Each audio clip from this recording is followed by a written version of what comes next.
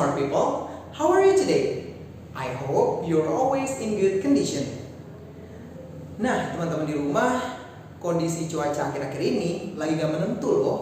Kadang-kadang panas, kadang-kadang hujan. Kalau lagi hujan-hujan, paling enak tuh kita minum yang hangat-hangat. Contohnya kayak segelas kopi panas atau segelas coklat panas. Nah, teman-teman di rumah, kira-kira bisa nggak sih menjelaskan bagaimana cara untuk membuat kopi dalam bahasa Inggris? Nah, kebetulan banget hari ini kita akan belajar bahasa Inggris bersama dengan Mr. Zul berkaitan tentang prosedur teks. Nah, teman-teman, jadi materi bahasa Inggris hari ini yang akan kita bahas sama-sama adalah tentang prosedur teks. Teman-teman pernah dengar nggak prosedur teks itu? Nah, tapi pasti teman-teman pernah kan di rumah membaca atau melihat resep masakan, iya kan? Nah, tahu nggak sih teman-teman, resep masakan itu juga termasuk ke dalam prosedur teks. Oke, sepertinya teman-teman penasaran ya, apa sih prosedur teks itu? Baik, kita langsung ke definisinya ya. Prosedur teks is a text that explains or helps us to know how to make or how to use something. Jadi pengertian dari prosedur teks itu adalah sebuah teks yang mana menjelaskan atau membantu kepada kita untuk mengetahui bagaimana cara untuk membuat atau cara menggunakan suatu hal. Jadi teman-teman, prosedur teks itu nggak harus selalu resep masakan. Misalnya nih, teman-teman ingin menjelaskan bagaimana cara menggunakan komputer, itu bisa loh dibuat ke dalam prosedur teks. Nanti judulnya How to Use Computer. Oke, setelah pengertian, teman-teman juga harus tahu nih, jenis teks dalam bahasa Inggris itu ada banyak sekali. Mungkin teman-teman sebelumnya pernah mendengar seperti descriptive text, narrative text, recount text, dan lain sebagainya.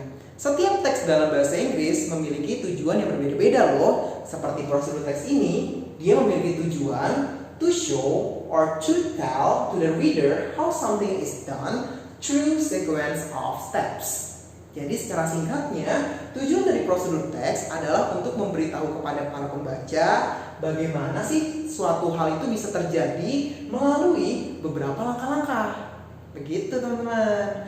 Nah, berikutnya setelah teman-teman mengetahui purpose-nya atau tujuannya, teman-teman juga harus tahu nih yang paling penting, yaitu bagaimana cara membuat sebuah prosedur teks. Untuk membuat sebuah prosedur teks, kita ada yang namanya generic structure. Generic structure ini membantu teman-teman di rumah untuk membuat sebuah prosedur teks yang baik dan benar. Yang pertama, ketika teman-teman ingin membuat sebuah prosedur teks, kita memerlukan goal. Apa itu goal? Goal itu bisa kita artikan sebagai tujuan atau apa yang ingin kita lakukan dalam prosedur teks itu sendiri. Nah, di dalam generic structure-nya, goal itu bisa dikatakan sebagai judul dari sebuah prosedur teks. Misalnya nih, teman-teman ingin membuat sebuah prosedur teks how to make coffee, how to make a glass of coffee. Nah, maka oleh karena itu nanti akan menjadi goalnya dari prosedur teks itu sendiri. Berikutnya setelah goal, kita ada materials. Oke, apa itu materials? Materials bisa diartikan sebagai alat dan bahan. Dalam prosedur teks, materials ini kadang dimasukkan ke dalam teks tersebut. Hal ini untuk membantu para pembaca untuk mengetahui alat dan bahan yang dibutuhkan untuk membuat suatu hal. Tapi teman-teman, materials ini kadang juga tidak ditulis loh, apalagi untuk prosedur teks yang berupa langkah-langkah cara melakukan sesuatu. Misalnya nih, teman-teman ingin membuat sebuah teks yang berjudul How to Use Computer. Nah, kira-kira para pembaca juga sudah tahu kan kalau kita membutuhkan komputer. Oleh karena itu kadang materials tidak dibutuhkan teman-teman. Berikutnya, yang ketiga, yang paling penting adalah steps. Apa itu step? Steps or method adalah langkah-langkah yang diperlukan ketika kita ingin menjelaskan sebuah prosedur teks, teman-teman. Misalnya nih, kita ingin membuat sebuah prosedur teks how to make a cup of coffee. So, we have to explain the steps or the methods that we have to do in that prosedur text. Oke, simpel kan? Berikutnya yang paling penting teman-teman, setelah kita udah mengetahuinya, kita juga harus tahu bagaimana ciri-ciri kebahasaan ini teman-teman. Nah, ciri-ciri kebahasaan dalam sebuah prosedur teks itu dijelaskan dalam language feature. Oke, language feature atau ciri kebahasaan dalam sebuah prosedur teks ini minimal 3 teman-teman.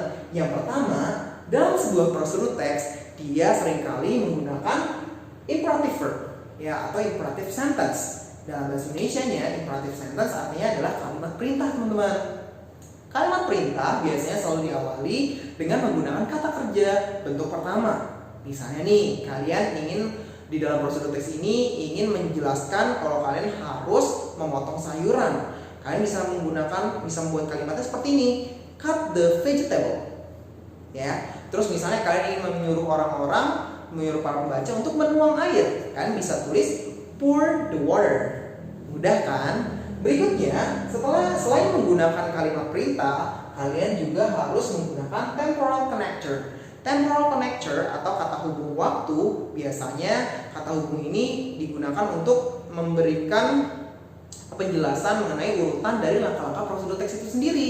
Seperti misalnya first, second, third, fourth, then, next, after that, dan lain sebagainya. Yang terakhir, kita juga menggunakan action verb.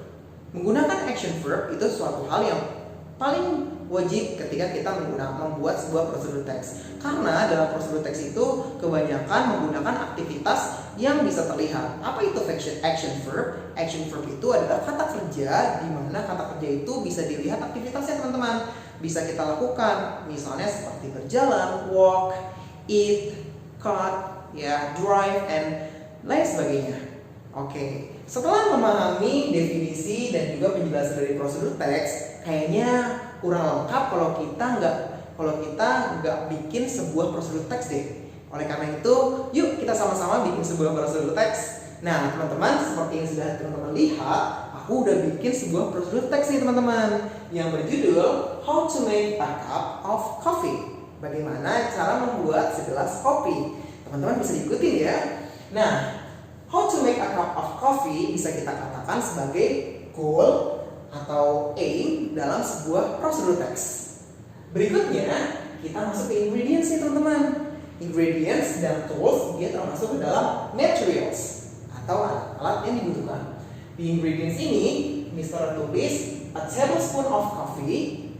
Lalu yang kedua, we need 2 tablespoons of sugar and then hot water. Next, di toolsnya aku nulis di sini a cup and a tablespoon. Nah, jadi ini adalah alat-alat yang kubutuhkan dan bahan-bahan yang kubutuhkan untuk membuat segelas kopi. Berikutnya yang paling penting adalah steps-nya, teman-teman, atau methods atau langkah-langkah nih. Yang pertama, di sini langkah-langkahnya seperti teman-teman bisa lihat. First, prepare the ingredients and the tools. Persiapkan alat dan bahannya. Next, yang kedua, then put the coffee into the glass. Ya, lalu letakkan kopinya ke dalam gelas tersebut. Berikutnya, next, put the sugar into the glass. Ya, lalu tambahkan gulanya ke dalam gelas. And then after that, pour hot water. Tuangkan air panas. Selanjutnya, kita stir them. Aduk kopi tersebut. Dan yang terakhir, finally, serve the coffee. Nah, bagaimana teman-teman di rumah? Simple kan? Membuat sebuah prosedur teks itu sangat sederhana. Jadi teman-teman nggak perlu tuh ngeliat lagi di Google. Kalian bisa membuat prosedur teks sendiri. Nah, sekian penjelasan dari aku mengenai materi prosedur teks. Semoga materi ini bisa bermanfaat bagi teman-teman ya. See you.